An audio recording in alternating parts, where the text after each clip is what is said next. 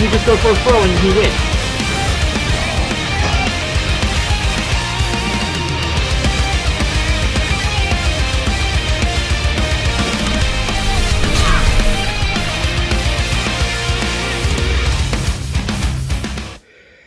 Ladies, gentlemen, and non-binaries, welcome to the Chamber of the Wraith. My name is Barbara, and today we'll be tackling an interesting topic to me as someone who likes certain peeps in comics.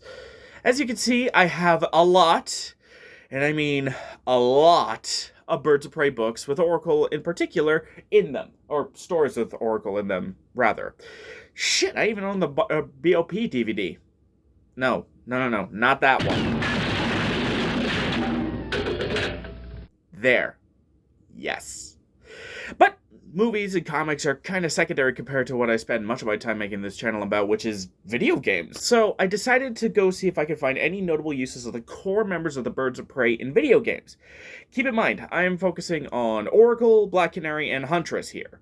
Characters like Lady Shiva, Hawkgirl, Big Barda, Savant, Creote, Misfit, Manhunter, Power Girl, Nightwing, basically anybody in this spread from Bop number 108 do not count.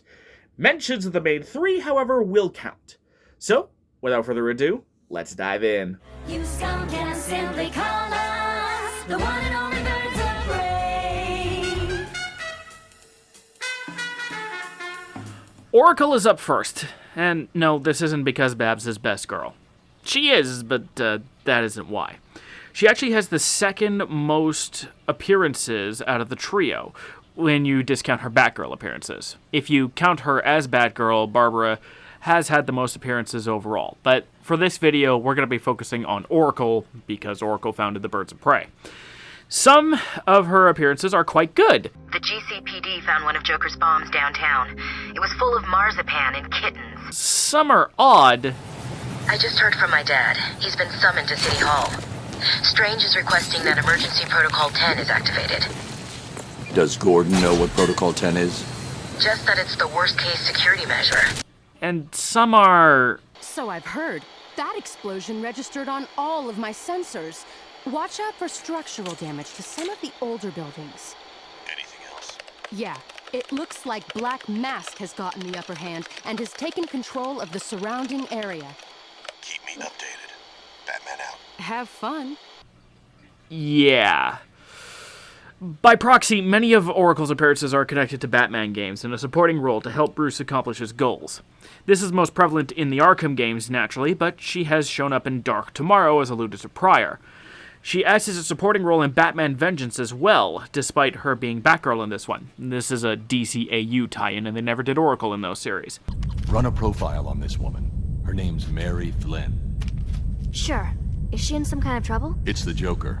And maybe more. Something about this woman doesn't add up. I'm gonna work on the obstacle course. Run Alfred's training program for me. Sure thing. However, one of her most standout roles is actually in the MMORPG DC Universe Online. Throughout its lifespan, which has been over a decade at this point, Oracle supports the hero characters with information and missions. Despite the game living through not one, but two reboots of comic continuity, she stays as Oracle despite the comics and their famous erasure of Oracle and destruction of Babs as a character.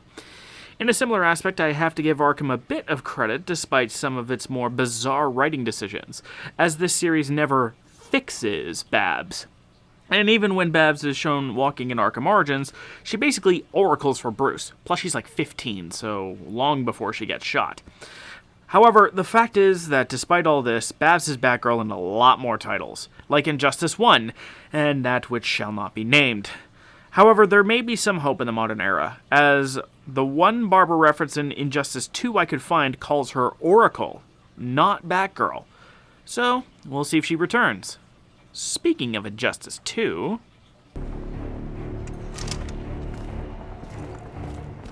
Your cry reminds me of Sindel's scream. Want me to sing for you?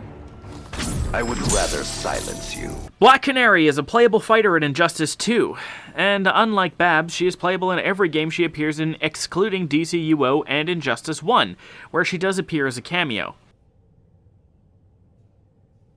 What do you think, pretty bird? Perfect as always?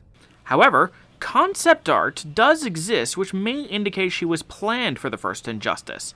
She appears in 3 LEGO DC games and is one of a few exclusive playable characters in the PSP version of Justice League Heroes.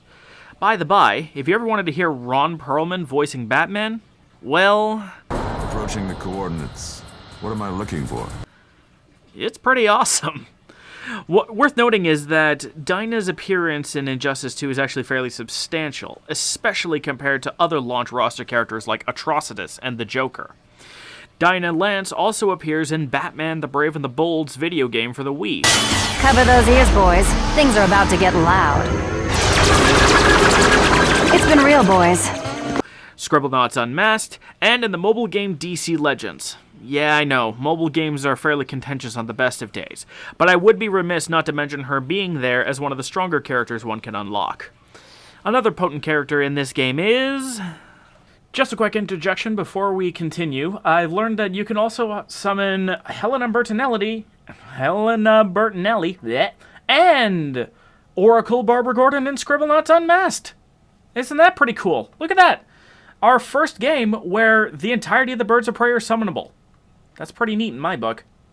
The Huntress is a powerful character in DC Legends, but despite having the fewest video game appearances of the trio, she has some unique options in her own right, and some interesting notes. For instance, in Justice League Heroes, she's actually voiced by Vanessa Marshall, who voices Black Canary in LEGO DC Supervillains and Injustice 2. I used to think monkeys were cute. If she ever voices Oracle, we got ourselves a one-woman Bird of Prey. Anywho, the unfortunate thing for Helena is that she only really appears in large ensemble casting games, like the LEGO games and DC Universe Online, and has thus far been skimmed over for appearances in fighting games like Justice League Task Force and Injustice. To be fair, however, there tends to be a trend where new weapons and styles influence the roster of the next NRS title, and Fujin having a crossbow gives me hope. A little. But other than that, Huntress doesn't really show up in any video games. But this just goes to show that all the Birds of Prey have at least had some presence in games, and there's a fairly bright future for them. And that's about the size of it for the Bop in games.